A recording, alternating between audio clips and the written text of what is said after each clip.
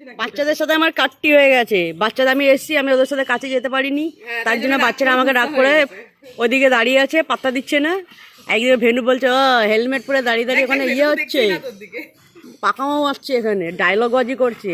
আর একজন আমার সামনে এসে, আমি ওর সামনে থেকে মুখটা ফিরিয়ে চলে এসেছি আমি, যার জন্য ও আমার থেকে মুখ ফিরিয়ে নিয়েছে, আসছে এখন মাথা নিচু করে। অ্যালেক্স, অ্যালেক্স আসো বাবা আসো। বাবা বলে বাবা, কি আর করা যাবে।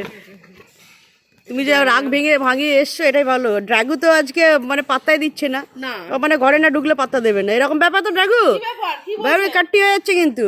ড্রাগু, ড্রাগু কাট্টি কিন্তু। তুমি ঘদ ঘদ করো না। ক্রিস্পি তাড়াতাড়ি সুস্থ হয়ে যাও, ঠিক আছে? একদম জ্বর নেমে যাবে বাবা, যেমন জ্বর নেমে গেছে বাবা, জ্বর নেমে নোবা। ও তো বাবা, ও তো অপমানিত হয় আমার কাছে। আচ্ছা নোবা, নোবা, নোবা, নোবা, নোবা, আমি তোমায় কিচ্ছু বলি, তুমি জন্মগত কিচ্ছু না। আসো আসো, আমাদের পারমিশন নিতে দাও, তোর কাছে পারমিশন নিতে। আসো নোবা, নোবা। ওকে আমি বলেছিলাম তুই জন্মগত বজ্জাত, ওর জন্য মামার কাছে শেল্টার নেই সারাক্ষণ। ও মানে লেগেছে, মানে লেগেছে। আচ্ছা, এইদিকে ওরা এসছে বাইরের বাচ্চারা, যার জন্য ড্রাগু হেভি রেগে গেছে।